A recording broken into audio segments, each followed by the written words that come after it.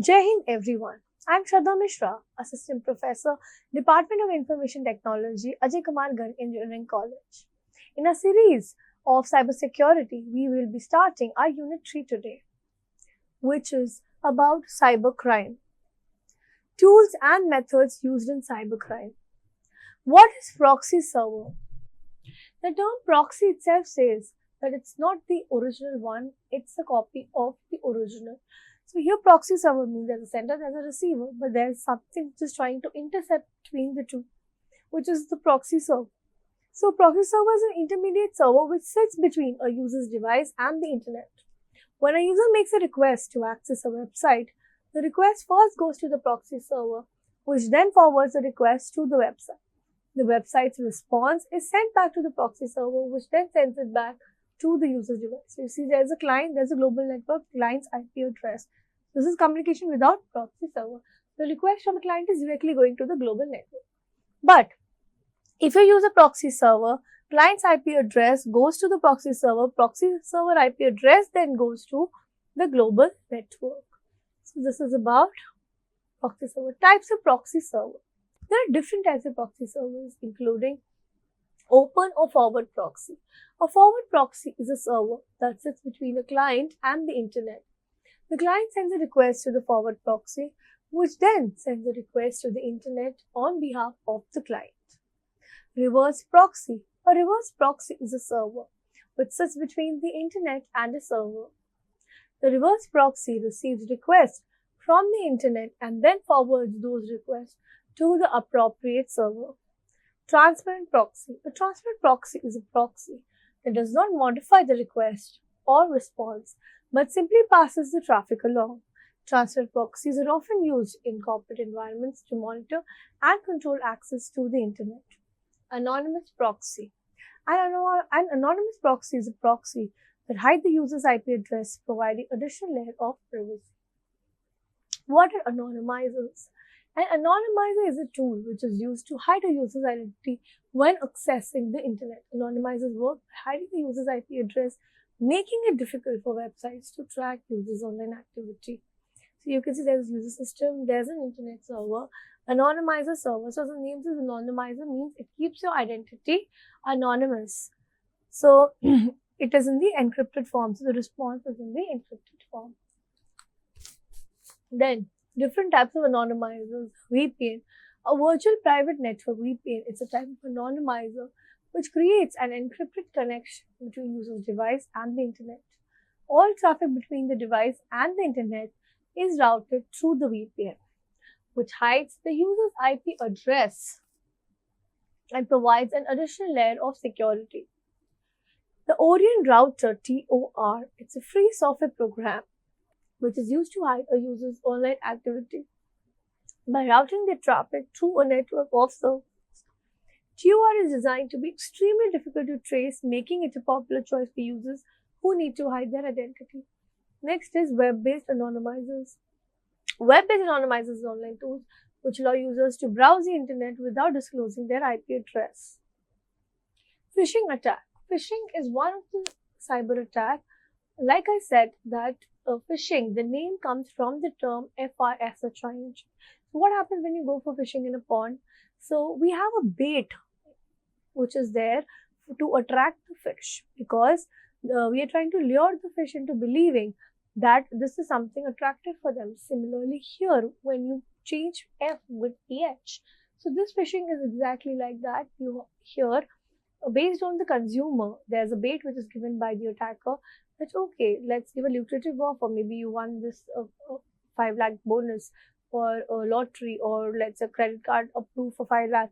So these are certain baits, lucrative offer which are given to the consumer into believing that okay, they grab their OTP or they click those links, and then the attacker is able to access their confidential information. So similarly, phishing works. It's an unethical way to dupe the user or victim to click on harmful sites. The attacker crafts the harmful site in such a way that the victim feels it's to be an authentic site, and they fall prey to it. The most common mode of phishing is by sending spam emails that appear to be authentic and thus taking away all credentials from the victim.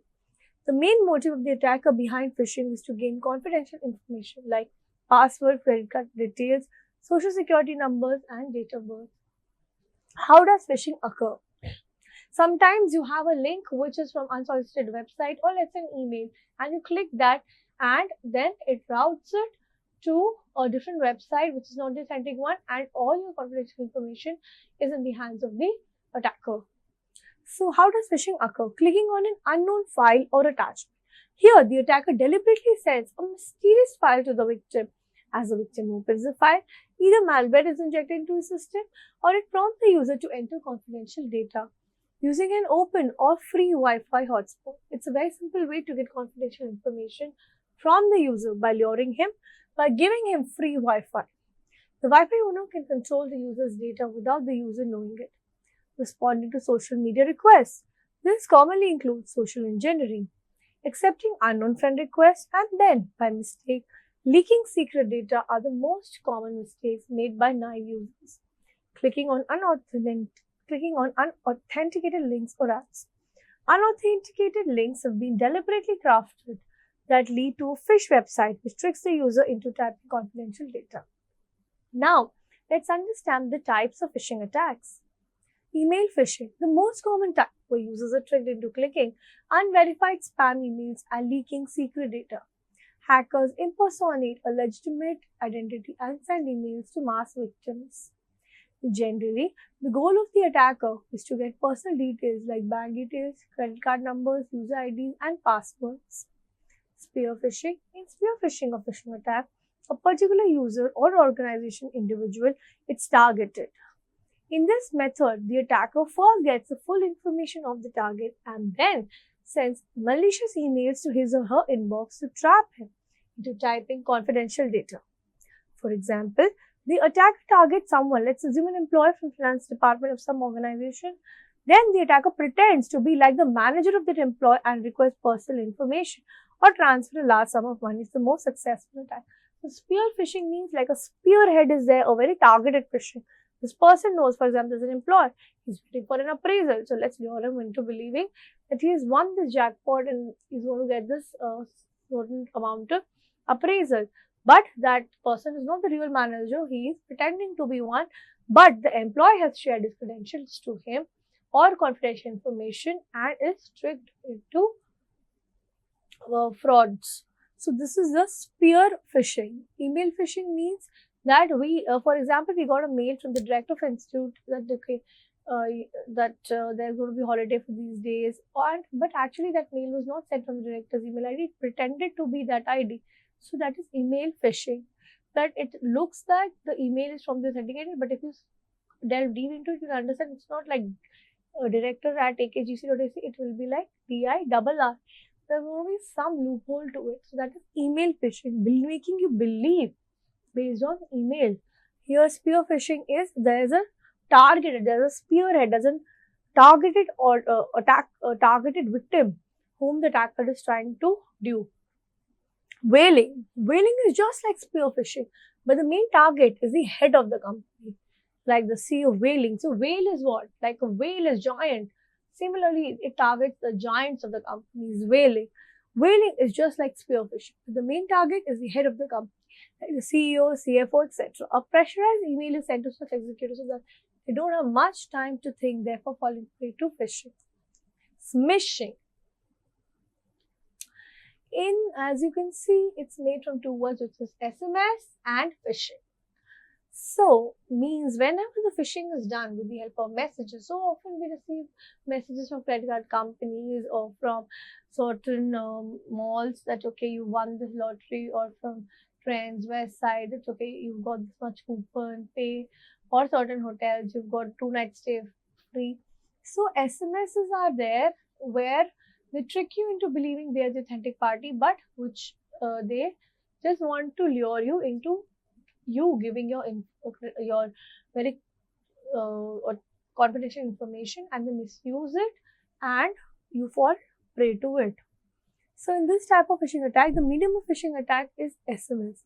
Phishing works similarly to email phishing. SMS texts are sent to victim containing links to phished websites or invite victims to call a phone number or contact center using the given email. The victim is then invited to enter the personal information like bank details, credit card information, user ID, password, etc. Then using this information, the attacker harms the victim. Wishing. Wishing is also known as voice phishing. So wishing is made from voice plus phishing, which is voice phishing. In this method, for example, KBC, so people used to pretend to be Amitabh Bachchan, try to be, okay, you won this jackpot, you come here for KBC, we're going to get a direct ticket for entry into KBC, but you have to pay us a certain amount, we'll get you into the hot seat, right? And pretend to be Shah Rukh Khan and different celebrities. So that is what wishing. Using voice, they trick you into believing they're the authentic people. So wishing is also known as voice phishing. In this method, the attacker calls the victim using modern caller ID spoofing to convince the victim that the call is from a trusted source. Attackers also use IVR to make it difficult for legal authorities to trace the tracker. It's generally used to steal credit card numbers or confidential data from the victim. Password cracking. As the term says, that you are trying to crack the password here. So, it's a cyber attack technique where unauthorized individuals attempt to gain access to user account or system by decrypting or bypassing passwords. So, you're trying to crack password, right? You've seen that, okay, this is my friend, he's typed something like STR and the last letter you saw R at 1245. Now, but you are like, okay, but I missed those middle letters. So now I want to crack the password by permutation combinations and by try. Okay, what that word possibly could, which starts with STR and ends with R. Okay, something in between. Let's try to crack and just understand those letters.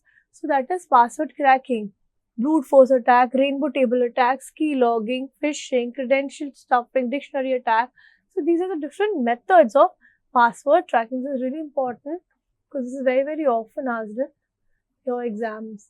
So password cracking is a cyber attack technique where unauthorized individuals attempt to gain access to user accounts or systems by decrypting or bypassing passwords. This activity is often performed using various methods and tools to exploit weaknesses in password security. Methods of password cracking. Let's understand these methods in detail. Brute force attacks. The attacker systematically tries all possible combinations of passwords until the correct one is found. So the term itself is brute force attack. There are different hit and tries done. Okay, dictionary attack. So attackers use pre-compiled list of common password dictionaries to attempt login.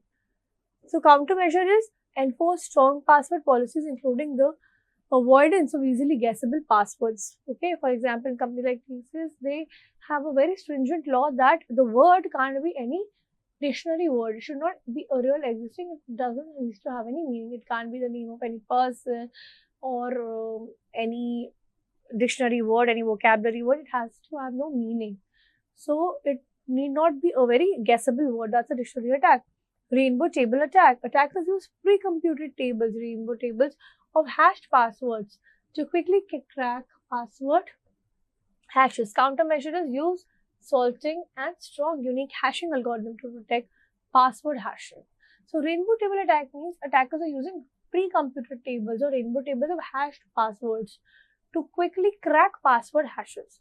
Credential stuffing. Attackers use known username and password pairs obtained from previous data breaches to gain unauthorized access to other accounts where users have reused password. Credential stuffing means maybe your Gmail password for all your accounts is same.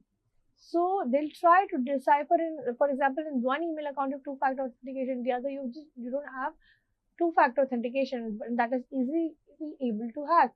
So they are going to guess that password through that, okay, she names her password using names of countries or names of food.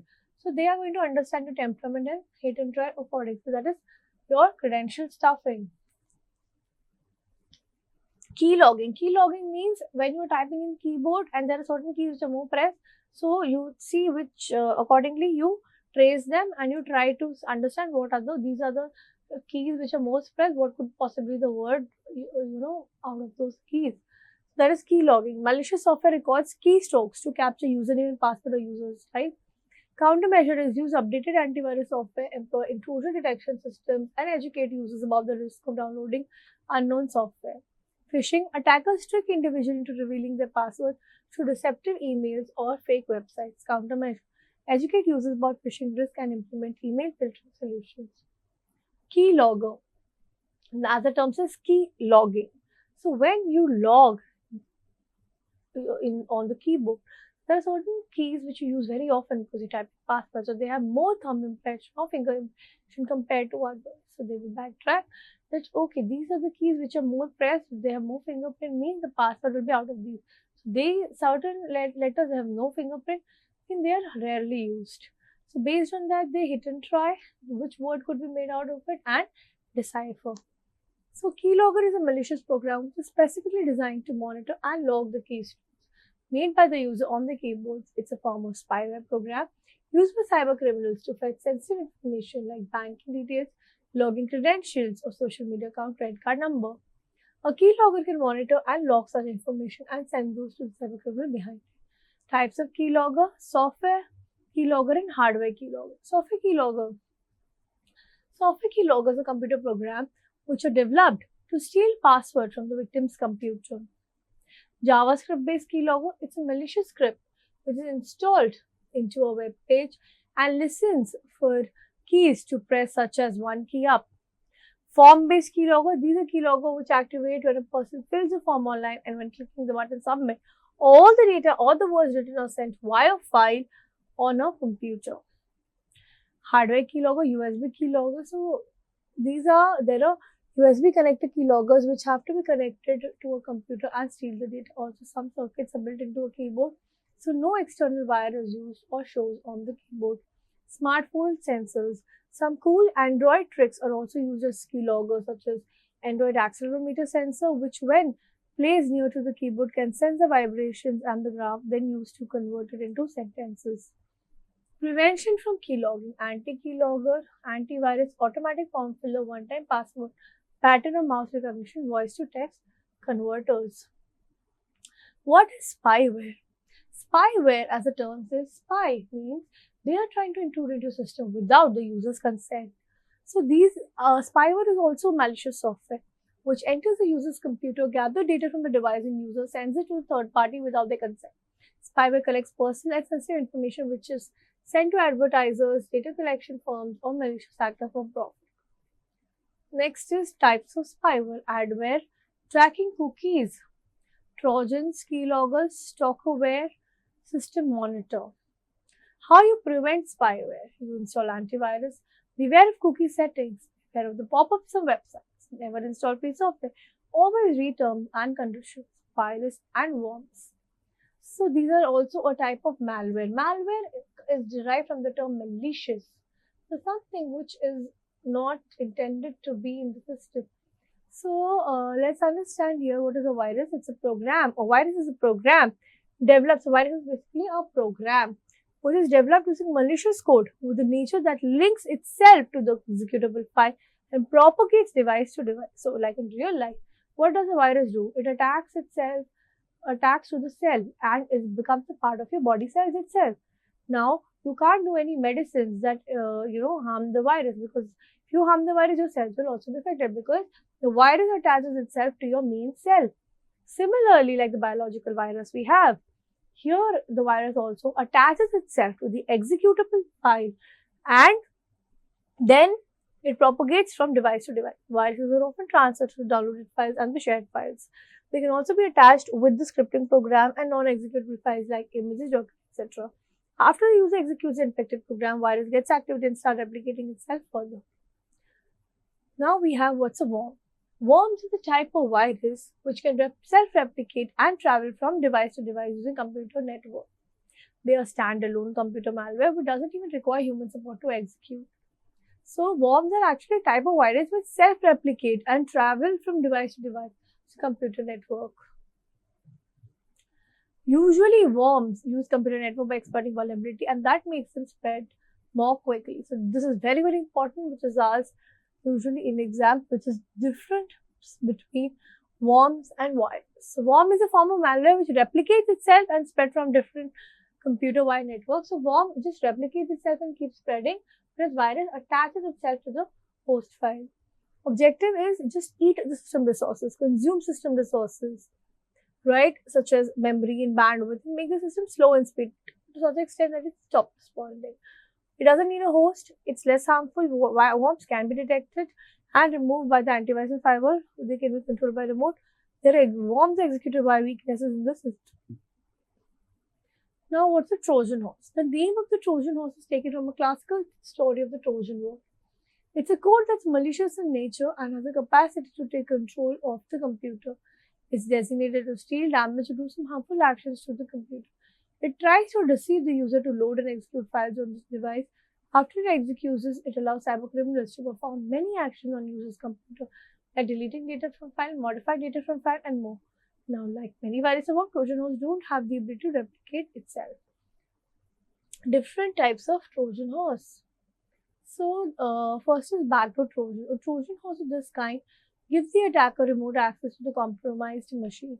Ransom Trojan. This kind of Trojan horse is intended to encrypt the data on the compromised system and then demand payment in exchange for its description. Trojan banker, Trojan downloader, Trojan dropper, Trojan thief.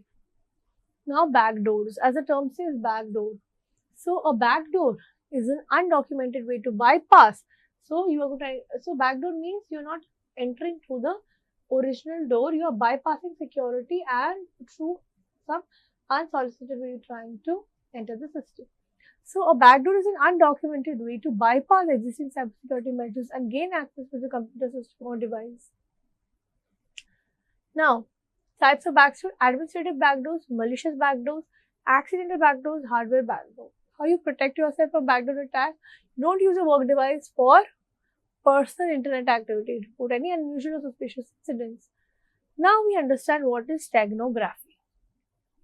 Now, for example, you have to send a very private message to your friend, but you don't want anybody to intercept, and even if that letter reaches somebody else's hand, you don't want them to understand what is written. Let's say, it's written in Chinese and the person doesn't know Chinese, they can't decipher what's written in the paper.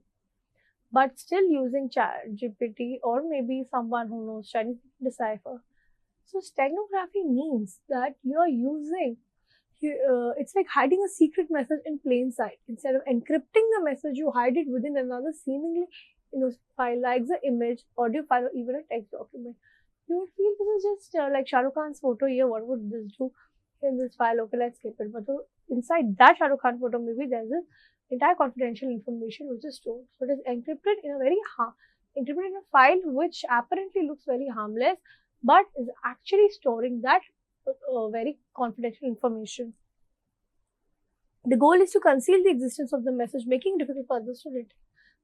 So cover image text, encryption calls them stegno image, decryption calls them cover image text. Different techniques for steganography: image steganography, audio steganography, text audio steganography, video, and file. Next, we understand DOS attack. As the term says, denial of service attack. You requested for a service, it was denied. So, there are certain intercepting devices or agents which deny your service. You don't let it come. So, those are denial of service attack. DDoS attack, distributed denial of service. So, here in this attack, it was multiple compromised computers known as botnets working together to flood a target system with a massive volume of traffic. This is the difference. This is again very, very important, right? The difference between DOS and DDoS. What is SQL injection? SQL injection is a code-based vulnerability which allows an attacker to read and access sensitive data from the database. Types of SQL injection: inbound SQL and blind SQL and out-of-bound SQL injection. What is buffer overflow? Buffer means memory storage region which temporarily hold data while it's being transferred from one location to another. So, you're transferring from one location to another, but for the time being, you need somebody to store it. That is buffer. Now, buffer overflow attack means when program or application tries to store more data in a buffer temporary storage than can actually hold. So, identity theft means somebody is trying to misuse your identity and use it for his own benefit. Types of identity theft: criminal identity theft, driver's license identity theft, medical identity. Techniques: pretend calling, mail theft, phishing, card verification, CVV, code requests. Steps of prevention from identity theft: use strong password and don't share your PIN with anyone. On or off the phone, use two-factor notification for emails. Keep a practice of changing your PIN and password regularly. Please never share an Aadhaar OTP received on your phone with someone over a mail. Don't fill personal data on the website which claims to offer benefits in return. Last, keep a personal knowledge. Keep a practice of changing your PIN and password regularly, right? So these are certain ways you prevent your identity theft. Thank you so much. Have a wonderful day.